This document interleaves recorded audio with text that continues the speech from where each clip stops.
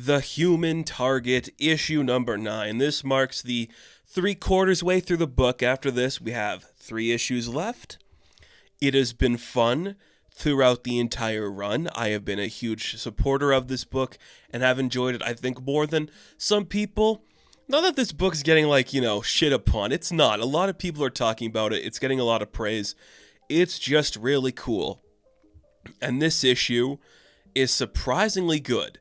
So the way this book has been playing out is every issue's kind of playing with another member of the Justice League International. The cover of this book tells you that this will be the hard-coveted Batman issue. Tom King's back on Batman, baby. I love him on Batman. Anybody who has seen my reviews for Batman Catwoman knows how much I love him on Batman. That's sarcasm. I hate it when he writes Batman. But here's the thing about this issue. It's the best he's written the character because it's all about the fear Batman can instill without even showing up in a book, and the cover dictates that perfectly because the cover is just the silhouette of Batman over Christopher. Nothing else, nothing more, showing you Batman is a presence in the book, but not actually in the book. It's so brilliant. It's well executed. Again, let's just get it out of the way. Smallwood's art is so good. It is breathtaking. The colors are so cool. Everything looks gorgeous and stunning. I cannot sing the praises of this book enough. I'm not a big fan of repeating panels sometimes, especially when there's just a slight deviation. But when you have such stellar colors and line work, I'm all for it. So this book opens up, Ice and Christopher are laying in bed. She starts to realize he's not moving. She freaks out.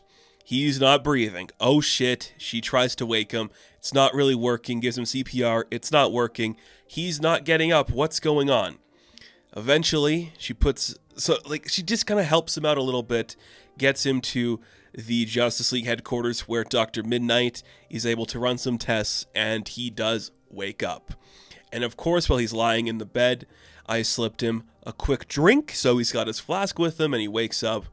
And again, I don't go into every single piece of the dialogue with this book, because it's breathtaking, and me explaining the way something is written to you isn't going to get the full picture. So, while we're doing our actual story, we're hearing Christopher's monologue he's having with himself, and the entire monologue he's saying is just, so he knows, right? He knows, obviously he would have found us in the hotel. Even if he had an emergency, he'd still find a way to get me here, right? And now here I am lying in the bed at Justice League headquarters. It'd be so easy to get me. So why isn't he here? We cut to later on in the day when Christopher is taking Ice for a ride down the desert. They're in a nice car. He's like, okay, so he's following me, right?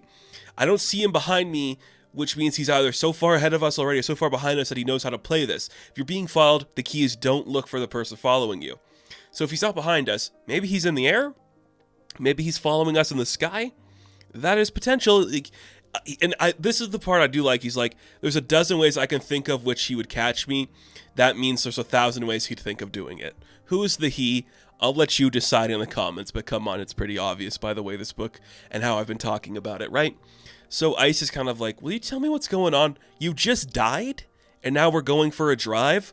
What's happening? And this is where Christopher tells her, I'm dying, the poison I took is killing me, I got 4 days left. She freaks out. Hard cut to a coffee shop. They're sitting at a diner, getting some coffee, there's a man at the diner next to them, and this is Christopher like, okay, no, that's him.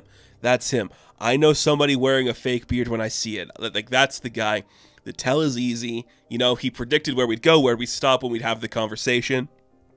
And as Ice is ordering them some drinks, Christopher approaches this bearded man sitting at the table. He's like, I like the look. I get it. In this line of work, I see what you're going for, man, and it works well. But it's not enough. I don't know what you think you're gonna do here, but I'm ready. You want to do it? Let's do it. Let's cut out the bullshit, man. I'm tired. If we're gonna do it, let's do it. And then he's like, all right, fuck it, man. The guy sitting at the counter punches Christopher in the face. And this is where the dialogue is really cool, where Christopher's like, I've planned this fight for a long time. All you have to do is lean back and ride that plan. Let your name come to him. You're the human target. Give him the first punch, because in that moment, you're going to evaluate how hard he's hitting you, how strong of a punch he's got. Then you'll be able to counteract the situation once you know how he lays a blow. But the guy who punched me, not a strong punch. Oh shit, this isn't Batman. I'm paranoid, aren't I? They have to leave the diner quickly. They slap a bunch of money on the table. Christopher sweating as he's driving away in a huge, just panic sweat. He's like, okay. Ice is freaking out. Okay, you died. You punched a random guy. We're in the middle of the desert. Will you tell me what we're doing? What is going on here? But Christopher is literally freaking out. He's just got too much on his mind. Like, okay, was she working with him the whole time? Is she working with him? Is this like some weird subliminal game they're doing here? He had her get my weaknesses. Is that what's going on? Of course, that's not what's going on. We'll get to that in a minute here. But Ice is like, would you just talk to me? Like, come on, please. She uses her ice powers, maybe puts a little bit down on the road just to kind of straighten him up. But oh shit, he loses control. And they drive off the side of the road. Grabs her hand. They crash. The car's toast. Uh-oh, they can't go anywhere now. Which means they're stranded here. Which means Batman could show up at any moment, which means they're sitting ducks. But he's like, I've accepted my fate. I've got nothing else to do here. And as they're just sitting there, you start to see like Ice is seeing how vulnerable this guy's going to get, how closed off he is, just in terms of everything going on in his life. And she's like, do you care about dying? Like, not really. Why should I care?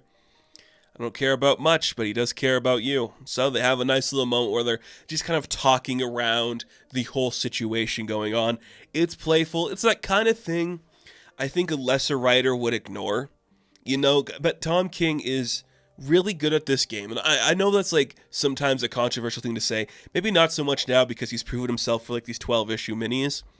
But he's really good just like, what we're not saying is right in front of you, but what we're saying still matters to the story, but we don't have to engage with it, you know?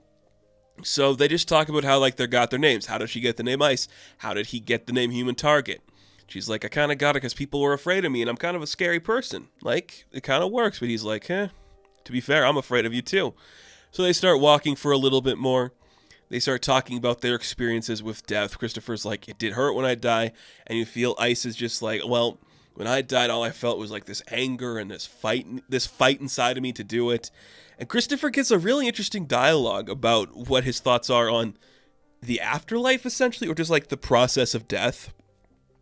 He's just kind of like, well, we have it for a minute, and then you're not there anymore. Like, it's kind of like the in-between that has like the weird moments. Like, you don't just see black, it just goes away, and suddenly you're there, and then you're not. It's kind of weird. It's just like nothing's happening, but then it does. You know? It's kind of crazy. Like the way he's describing it is very interesting. It's just, you could die, you could live. It's that period where you are dying that is the weirdest feeling. And that's kind of a compelling storyline. But as he's saying that, we see that Ice built them a nice little house. There's a nice tree and a mailbox and a car out front, just to sit down and rest their weary heads. So they walk inside, and finally, she's like, well, you got 4 days left to live. How much trouble could you have gotten into? Can you please tell me what's really going on here? And he's like, well, look, okay, the message we sent out the other day with Guy being in another dimension, I put it together. I'm pretty good at that kind of stuff, but I'm not perfect. There are people who are better at me who will see right through it. That was kind of like a break in case of emergency thing. So now we're going to pay the price for doing that, is essentially what's being said. She's asking, who's better than you? Oh, Batman. She's like, shit. yeah, Batman is better than him. He's like, well, he has to know by now. He has to know the message we made about Guy being elsewhere isn't real. And the next time we do anything, he'll be there to arrest us, which shouldn't matter, because I'm going to die anyways, but what is this? He's just like, I don't know. This all sucks. I can't lose anymore. I've done enough. If I'm going out, it's on my terms. I like you. That's all.